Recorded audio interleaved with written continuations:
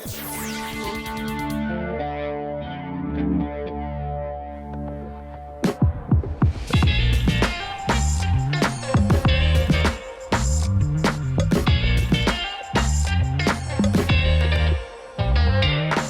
Tommy, that looks like the brand new GLB behind us. It is not the GLB, that is the brand new Mercedes GLA. Really? Yeah, it is, and in this video we are taking it off-road up here in the Colorado Rockies to see what it will do when the going gets tough. So are you going to take it up Tombstone? Yeah, we are. We've got this steep and loose and rocky trail. We're going to see how the 4MATIC system works. We're going to see how the engine and transmission hold up to off-road abuse, and that's all coming up right now. This is the GLA 250, which means under the hood you'll find a 2-liter 4-cylinder turbo with 221 horsepower and 258 pound-feet of torque. Right, so there's a transmission in there, I take it somewhere. What is a transmission? It's an 8-speed dual-clutch automatic, and this one has 4MATIC all-wheel drive, which gives you a pretty cool standard package. Yeah, but usually we found that dual clutches are not great off-road, Tommy. They tend to kind of just burn the clutch when you're trying to modulate them slowly. So hopefully we'll be able to kind of overcome that with a little bit of throttle or a lot of torque. So Tommy, as you know, Steve has moved on to his own YouTube channel. Steve from TFLoffroad. Yep, and so we built TFL Car in a large extent by doing basically this very same thing, taking crossovers with off-road modes, right, that are somewhat off-road worthy up Goldmine Hill, but unfortunately they closed Goldmine Hill. They did close Goldmine Hill, so now we've got a new trail we're calling Tombstone. Because there's a tombstone on the top of the mountain. Yeah, it's kind of eerie, but it's very steep. Yeah, and so now over here at TFL Off-Road, you're going to be seeing a lot of crossovers and SUVs basically being taken into the Colorado mountains, up Tombstone, to judge just how good the manufacturer has made their all-wheel drive system. Now, to be fair, Tommy, if you guys are thinking about seriously, or even semi-seriously, off-roading some of these kind of small crossovers or SUVs, the first thing you have to do is look at the tires, right? Yeah. Because tires are where the rubber hits the, in this case, dirt, and so that's always going to be your number one criteria. So you can change those up pretty easily. And then, of course, the next thing that you want to look at is approach, departure, and ground clearance. And a lot of these vehicles don't have a lot. I think this car has, when fully loaded, so granted, when it's fully loaded, only like 5.2 inches. Yeah, which is really not... Really minimal. Which is really minimal, so we got to be really careful not to scrape it. But the point is that if this car can, you know, hold up to our testing, yeah, it's going to be able to get you to the campsite or to the trailhead, because chances are this hill is going to be significantly harder than anything you're going to put your brand new GLA through. Now, if you recall, Tommy, the old GLA was kind of the sporty, let's call it room-challenged crossover. The smallest crossover in Mercedes lineup had this roof line that kind of went down and almost felt like it was a coupe. Now, the new GLA is much more boxy. In fact, it looks a lot like the GLB. Yeah, but why not get the GLB over the GLA?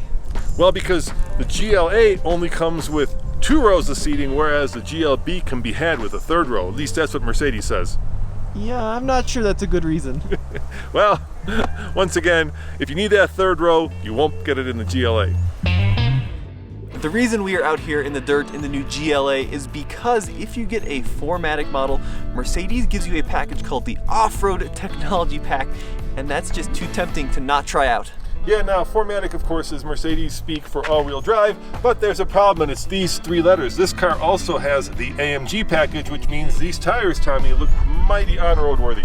Yeah, these 20-inch wheels are riding on Bridgestone Alenza summer tires, basically. So this is going to be a problem when it gets really, really steep, but hopefully 4MATIC will be able to conquer the mountain.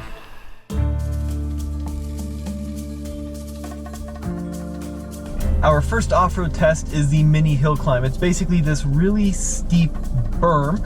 I'm going to get several wheels up in the air. The all-wheel drive system is going to have to allocate power to the wheels with traction. And we're going to see how the transmission handles a steep grade. So I'm in off-road mode. I'm going to start my climb here. There's 10, 14, 20 degrees of angle. We are getting way up there, 9 degrees of lateral tilt as well. Ooh. 4MATIC is good. It's really good. Okay, a lot of throttle now. The dual clutch did slip a little bit, but this all-wheel drive system is able to really break the wheels in the air, send power to the wheels with traction. I mean, it's almost like having locking diffs. It's super effective, at least on the small hill. Let's try it on the Tombstone time. Part of that off-road technology package is a drive mode, which I can select down here, called, get this, off-road mode. There it is, take a look at that, and you can see it sets up the engine, the steering, and the stability control to optimize the vehicle for the off-road terrain you're driving on, but it does something even cooler. Dad, are you ready? Puts on Led Zeppelin. It does put on Led Zeppelin, yep. There's even these different themes, and I can set up themes for efficiency and lounge. For example, if I go in a lounge, I get these like artistic looking dials. They're supposed to chill me out. But the theme I need today is the adventure theme. And you'll see here on the dials, it will configure my instrumentation to show me pitch and roll, as well as what the 4MATIC all-wheel drive system is doing.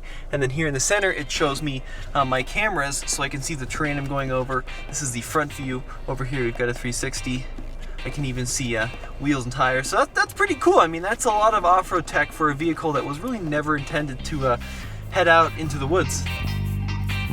Now this is Tombstone Hill, and the cool thing about Tombstone Hill is that, as you can tell, there's two ways to go up it. So that is truth and that is dare. In other words, that is easier, that is much harder. Now what makes this easier is that it's a pretty straightforward, very steep uphill that tests the car's traction. On dare, now that gets much harder. I don't know if you can tell, but right about 2/3 of the way up, it gets really rutted out, really rocky. And it gets much harder, and I'm not sure that the GLA could go over that just because of the lack of ground clearance.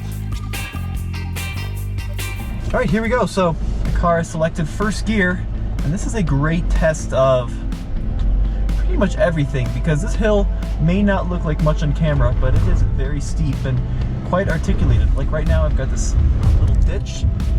The car is trying to figure out the best way up the hill. Got a guy in a Silverado in awe of what I'm doing right now. And here we go. Keeping a little bit of momentum, trying to keep that transmission engaged. Too much momentum and it'll tear out an oil pan. We got a nice little rivet here. Divot, I should say. That's gonna unsettle the vehicle. I'm on two wheels now. 30 degrees up this hill. It's pretty aggressive. Come on. I'm completely floored. Traction control figuring it out. All-wheel drive system figuring it out. It's a little jerky with the dual clutch, but we're gonna make it. We're gonna make it. Wow, these 4MATIC systems are the real deal. Even in the GLA, GLB, both of which are not hardcore off-roaders, they do such a good job of distributing torque. So Tommy, do you have hill descent control? I do. So you're gonna give it a try? I've got hill descent, yep. Okay, give it a try, see how it Let me does. figure out where it's at here. It's called DSR. Okay. Here it is. DSR set to 1. Into drive here. Oh, that's good. Actually a little too slow. Let me bump it up to 2. So right now I've got my foot completely off the throttle, completely off the brake. The car is modulating the brakes as it sees fit to crawl me down this rutted out course. That's great. Hill descent control in the GLA. Almost Land Rover levels of quality. That's really impressive, even at 30 degrees.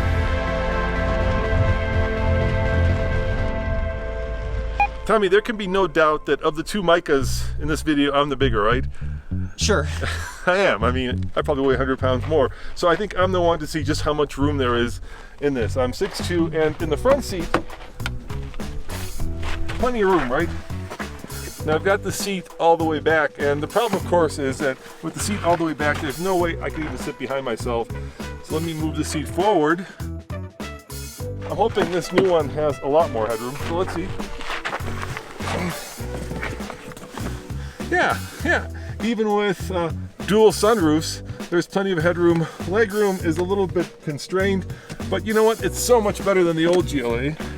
So let's see how much room is behind the second row. Now, this being a Mercedes, of course, it opens automatically, and you'll note that there's a 40, 20, 40 split folding rear seat, which is very nice. And behind the second row, there's plenty of room in a very small Mercedes, so you can put 2 gear bags, or I assume you could actually put a couple of big suitcases back here. It's not quite as big as a GLB though, because you still have a slightly sloped roofline. The GLB is basically a perfect square, but it's pretty good. Yeah, much better than the outgoing vehicle. Now Tommy, the GLA without the all-wheel drive starts at 36. This tester starts at 38, and then get this, there is $18,000 worth of options on this car. So now we're at $55,000. $55,000 for an entry-level Mercedes-Benz crossover. That's getting up there. You want to try dare? We're gonna give it a try. You want to try it? Yeah, but just watch the front end. All right, I'll tell you what. You come up slowly. I'll watch the front end. I'm gonna give you a thumbs up on camera if you're good to go, or a thumbs down if you're about to, break something expensive. All right, here we go.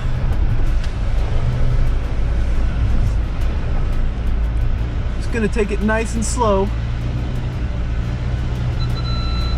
Ooh, parking sensors are going a little wild. It's a 17-degree side slope.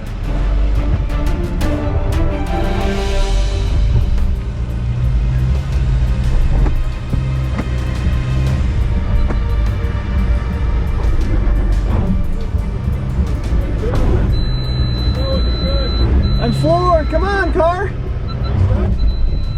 Let me try one more time. One more time, Tommy, but you're close to hitting that front spoiler.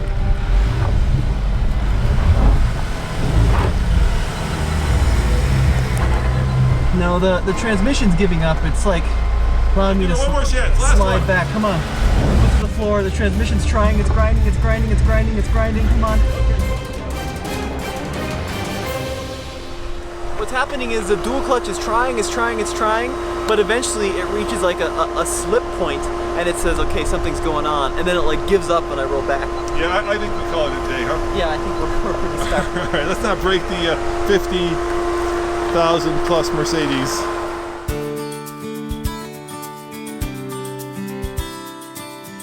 Alright, so there you have it, the new GLA 250 out in the Rocky Mountains. Now the 4MATIC programming on this car is excellent, power is good, the dual clutch lets it down a little bit, but really it's the tires that must be changed if you plan on taking this car out into the rocks or into the mud, even somewhat frequently, because I think with potentially a little bit more ground clearance and a better tire, this could be pretty good off-road. It's much better than the outgoing car, and yeah, it's an expensive entry-level Mercedes crossover for those of you who like your crossovers with that special star on the front. Yeah, and it's very comfortable on the road. Well, as always, this has been Tommy, and behind the camera, It's Roman. check out TFLoffroad.com for the latest and greatest in new car reviews.